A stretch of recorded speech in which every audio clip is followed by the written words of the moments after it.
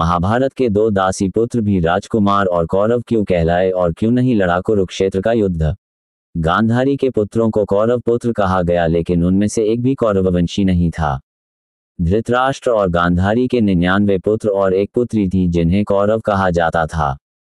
गांधारी ने वेदव्यास से पुत्रवती होने का वरदान प्राप्त कर किया था।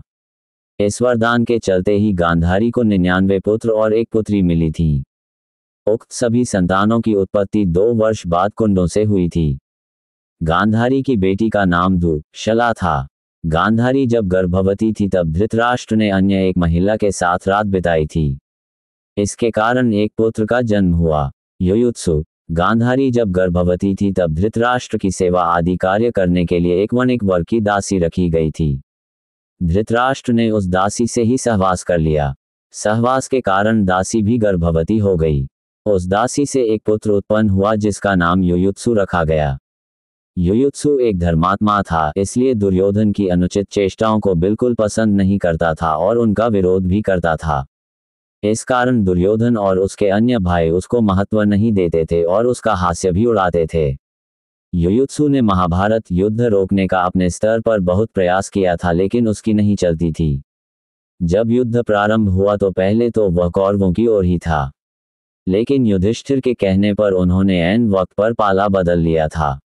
अपने खेमे में आने के बाद युधिष्ठिर ने एक विशेष रणनीति के तहत युयुत्सु को सीधे युद्ध के मैदान में नहीं उतारा, बल्कि एक महत्वपूर्ण कार्य सौंपा।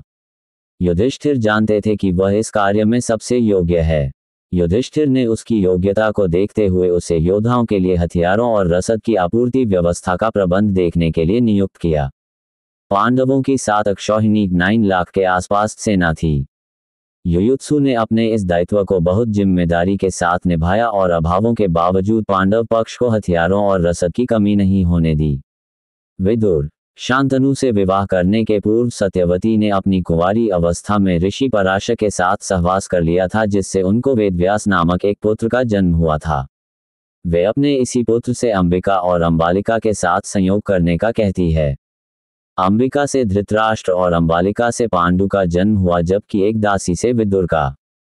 कथा अनुसार सत्यवती के पुत्र वेदव्यास माता की आज्ञा मानकर बोले, माता, आप उन दोनों रानियों से कह दीजिए कि वे मेरे सामने से निर्वस्त्र होकर गुजरें, जिससे कि उनको गर्भ धारण होगा। सबसे पहले बड़ी रानी अंबिका और फिर छोटी रानी अंबालिका गई, पर अंबिका ने उनके तेज से डरकर अपने नेत्र बंद कर लिए, जबकि अंबालिका वेदव्यास को देखकर भय से पीली पड़ गई। वेदव्यास लौटकर माता से बोले, माता, अंबिका को बड़ा तेजस्वी पुत्र होगा, किंतु नेत्र बंद करने के दोष के कारण वह अंधा होगा, जबकि अंबालिका के गर्भ से पांडु रोग से ग्रसित पुत्र पैदा होगा। ये जानकर के माता सत्यवती ने बड़ी रानी अंबिका को पुनः वेदव्यास के पास जाने का आदेश दिया। इस बार बड़ी रानी ने स्वयं न जाकर अपनी दासी को वेदव्यास के पास भेज दिया। दासी बिना किसी संकोच के वेदव्यास के सामने से गुजरी। इस बार वेदव्यास ने माता सत्यवती के पास आकर कहा, माते, इस दासी के गर्भ से वेद वेदांत में पारंगत अत्यंत नीतिवान पुत्र उत्पन्न होगा। इतना कहकर वेदव्यास तपस्या करने चले गए। अंबिका से धृतराष्ट्र, अंबालिका से पांडु और दासी से विदुर का जन्म हुआ। तीनों ही ऋषि वेदव्यास की संतानें थीं।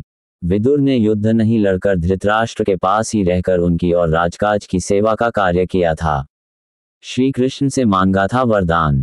कहते हैं विदुर ने महाभारत युद्ध लड़ने से इनकार कर दिया था, किंतु मृत्यु से पहले उन्होंने श्री कृष्ण से एक वरदान मांगा था। यह उस समय की बात है जब महाभारत युद्ध चल रहा था। विदुर श्री कृष्ण के पास गए और उनसे एक निवेदन किया। वे अपनी अंतिम इच्छा श्री कृष्ण को बताना चाहते थे। उन्होंने कहा, हे प्रभु, मैं धरती पर इतना प्रलयकारी युद्ध देखकर बहुत आत्मग्लानिता का अनुभव कर रहा हूँ। मेरी मृत्यु के बाद मैं अपने शरीर का एक भी अंश इस धरती पर नहीं छोड़ना चाहता। इसलिए मेरा आपसे ये निवेदन है कि मेरी मृत्यु होने पर ना मुझे जलाया जाए, ना दफनाया जाए और ना ही जल में प्रवाहित किया जाए। वे आगे बोले, प्रभु, मेरी मृत्यु के बाद मुझे आप कृपया सुदर्शन चक्र में परिवर्तित कर दें।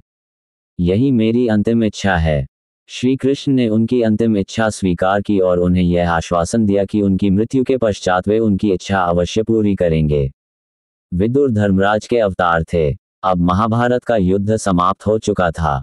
युद्ध बीते कुछ ही दिन हुए थे, पांचों पांडव विदुर जी से मिलने वन में पहुंचे। युधिष्ठिर को देखते ही विदुर ने प्राण त्याग दिए और वे युधिष्ठिर में ही समाहित हो गए। युधिष्ठिर के लिए यह घटना कुछ अजीब थी। वे समझ नहीं पा रहे थे कि ये क्या हुआ, क्यों हुआ, इसके पीछे क्या कारण था।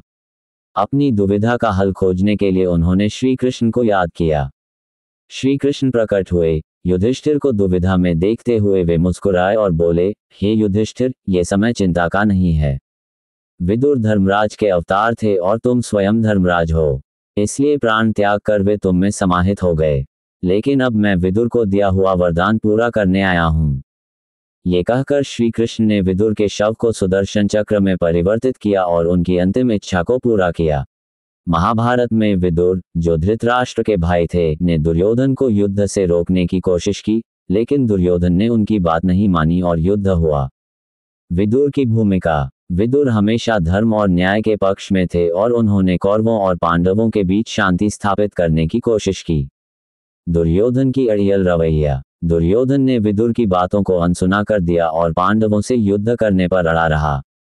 विदुर की सलाह। विदुर ने धृतराष्ट्र को समझाया कि दुर्योधन के कारण कुरुवंश का विनाश होगा, लेकिन धृतराष्ट्र ने भी उनकी बात नहीं मानी।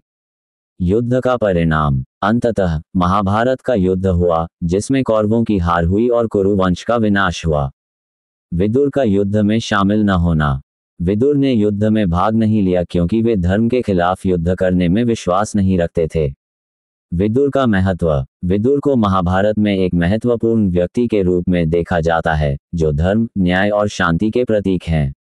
विदुर की नीति। विदुर की नीति को विदुर नीति के नाम से जाना जाता है, जो जीवन के विभिन्न पहलुओं पर मार्गदर्शन प्रदान करती है।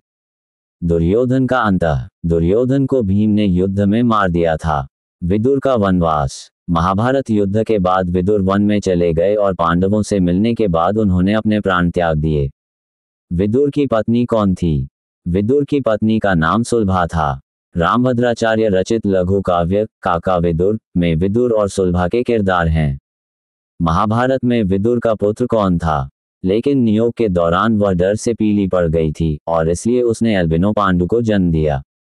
मेरी यह जानकारी आपको अच्छी लगी हो तो मेरे चैनल को सब्सक्राइब करें, वीडियो को लाइक करें और कमेंट करें। धन्यवाद। राधे राधे।